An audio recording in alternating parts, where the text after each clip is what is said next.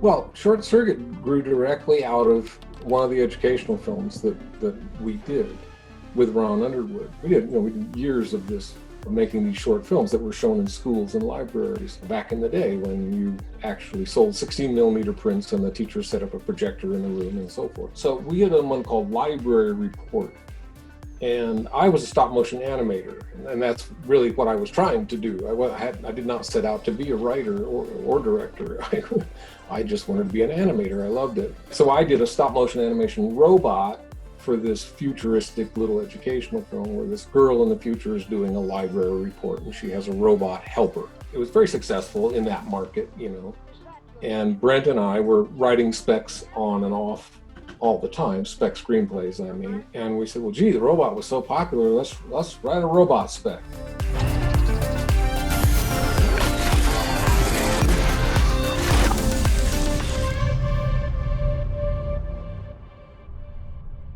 We said, well, if we're going to write a robot movie, we want to take a different approach to it. We want to not do what everybody else does with robots. And what everybody does with robots is they immediately anthropomorphize them. The robot automatically is assumed to have feelings and emotions and cry and laugh and act funny. And that's always the joke. Oh, the joke is the robot acts human. And we thought, well, let's go completely away from that. What would really happen is no matter what the robot did, nobody would think it was human. Eventually, we stumbled onto the idea, what if it was really alive and trying to convince somebody it was alive? And that was the genesis for the whole plot then. And they can seem quite lifelike, but they are still machines.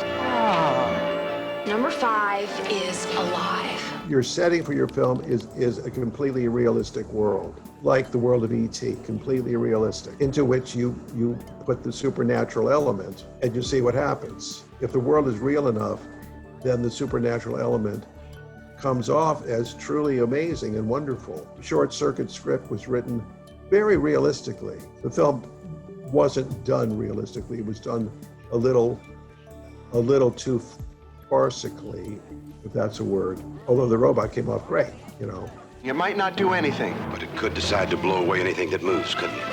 Because $11 million worth of robot just hit the road. Even though John was great to us, don't misunderstand. I mean, he elicited input from us all the way through the process, all the way through post-production. We were writing lines for the robot literally in post. That aside, we were frustrated with how, that he kind of just did the Police Academy version, literally casting people from Police Academy and have them chew the scenery and do broad slapstick takes and, soldiers smashing into each other like the Keystone Cops. We felt all of that hurt the magic of the robot. But hey, what do we know? It was number one movie. We were working for Spielberg then, right? I guess it was yes, we were probably over at Amblin because we spent about a year at Amblin writing, rewriting, and just sitting in meetings. It was a delightful period because, of course, Spielberg ran everything at Amblin at that time. It was, in my mind, it was like working at Disney when Disney ran Disney. Spielberg literally had a hand in everything. So we were writing Batteries Not Included and Ghost Dad. But then we were also in meetings on Harry and the Hendersons and on Amazing Stories. Not that we were doing anything or writing anything, it was these things would sort of happen. And somewhere in there, they decided Short Circuit was, it was a pretty big success. It was number 1 for 2 weeks and stuff like that. But the sequel thing was not a thing yet. And when the offer came in to write Short Circuit 2, our agent was very negative about it. She said, no. The original people don't do this. I thought you said this thing misfunctioned on you. Oh, that is a falsity. What actually happened was we were working on him one day and suddenly he is struck by lightning. And from this moment on, he's having a mind of his own. So the government tried to destroy him, so he ran away. So now he is living with my friend in Montana in a cabin in the woods incognito. I don't know, given John's status at that time on the A-list, his sort of 6 or 7 years on the A-list, it's hard for me to imagine that he would want to do a sequel. But anyway, we were being counseled not to do it because it was not something that the creators did. Hacks came in and did these things. We said, no, we can't let Johnny get away from us. So we were determined to wade in there and do it. It's me. Isn't that special? We're home free. Well, it was fun. I mean, it was a good experience in the art of writing a sequel, which is just fraught with all sorts of challenges that you don't know until you try to write the sequel and try to have it be as engaging as the first film, which is probably, with a couple of exceptions in film history, not possible. You could say maybe Godfather 2 or Star Wars 2, I don't know. It was certainly a challenge. We learned a lot on that film. We did feel, a possessiveness. It was our creation. Plus, they paid us money. And, we spent so long not making any money. It was lovely to get paid money. It's like animals in a jungle, I swear to God. The people in this city, it's like back to the trees time. City? I am in a city? I didn't say that. This is actually no place at all. You shouldn't waste your time. I mean, there's really nothing to see out there. I mean, well, yeah, you can see for yourself. It's pretty dull, actually. Whoa! It's not much of a place to see, really, is it? Major metropolis. The main note was from producer David Foster. He was the classic bombastic producer. Originally a cigar chomping producer, although he gave that up at a certain point to try to be healthier. He had this great voice and this great sort of New York attitude toward everything. And he said, guys, the robot goes to the big city. That's what it's gonna be. The robot goes to the big city. And we thought, well, yeah, that's probably where Johnny Five should go. So the very core idea came out of that. And that we sort of hung on number Five's naivete. He would easily be suckered into things. So that's where we went with it. Red flag, red flag, red flag, red car. Okay, pick that card up. That one. I win. Hey, well, what the hell am I looking at here, huh? Look, it's a droid. Kiss off me, bug eye. Come on. I did not win. Hey, look, who's running this thing, huh? Get the fucking mother out of my face! Out of my face! I don't remember ever spending time trying to figure out Short Circuit 2 with the assumption that Allie and Steve would be in it. I don't remember that. I don't either. Yeah, if it was considered, it was dispensed with fairly early. And I guess at some point, Fisher Stevens agreed to come along, and we said, okay, we'll build it around Fisher. Dear Ben, we decided that the only way we could help was to send number 5. He can build your toy robot. But you know how crazy he is for input, so please keep an eye on him. Good luck. Love, Stephanie and Newton. Oh, Benjamin, this is your home? Domicile? Flophouse? Allie and Steve at that point, were at the top of their careers. It's a lot like Kevin when he did Tremors. I think they must have felt, I've done my goofy robot movie. We probably knew that early on and just assumed that Fisher would be the star, which is great because he's so brilliant. And we'd have a sidekick, which was Michael McKean, and he was, I thought, quite good.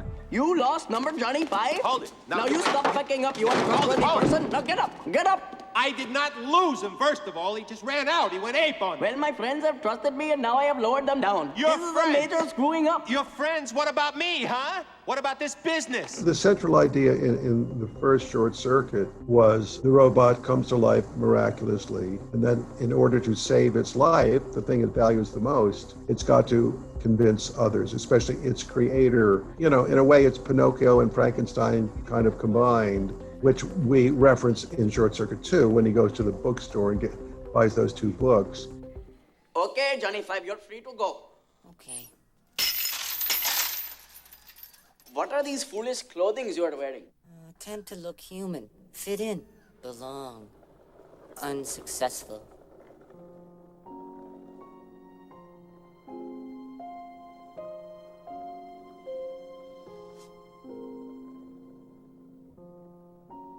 The question then in writing Short Circuit 2 is, well, what's the theme there? What's the big idea there? And we thought, well, it's alive. We know it's alive, but it's still a machine and it gets no respect. The scene at the end is it becomes a citizen of the U.S. That's the farthest you could go to say, we accept you as an equal. You have made many modifications upon your person, huh? You have come a long way for the Defense Department prototype. You betcha. It's the all-new Johnny 5. Just look at these items. Increased memory, 500 megabytes online. I come with a utility pack. Dozens of gadgets for outdoor living, lots of green pea stickers, and even my own Nike swoosh. And if you act now, I'll throw in absolutely free my all-new multi-frequency remote control. The character of number 5. He was sort of like the iPhone or the Swiss Army knife of characters, because you could do so many things with him that would be fun and that could be scenes in a story, in a movie. And so number 2, Short Circuit 2, is jammed with, and maybe too jammed with, all the other cool ideas we wanted to do with him. Number 5, using his technical abilities to coach Ben through his first date, the girl he's falling in love with, Cynthia Gibbs' character, which is taken from Cyrano de Bergerac. It's the same idea. Are you troubled by irregularity? It was made clear to us rather early on that we would have to go through a period of working on the script with Ken, sort of as the unofficial collaborator on the screenplay.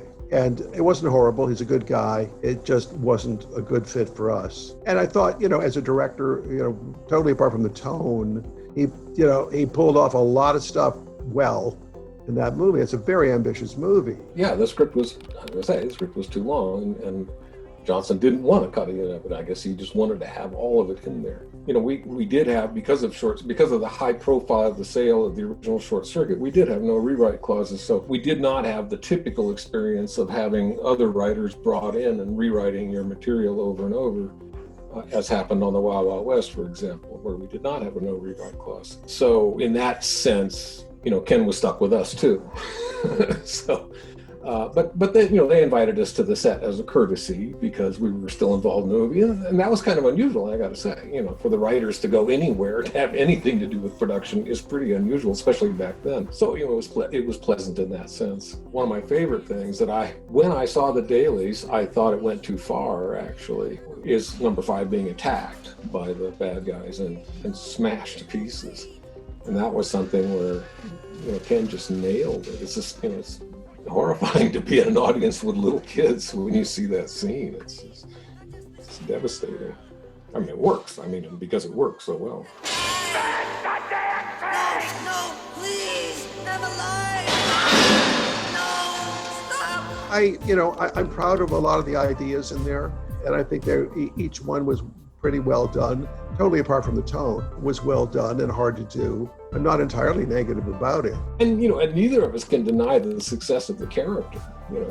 It's all well and good to sit and nitpick about what we would or wouldn't have done, but my God, the multiple generations of fans of Johnny Five are undeniable. You got water cooled tubes? What? I got an error message for you. I'll scramble your RAM. Oh, like I'm really scared, for sure.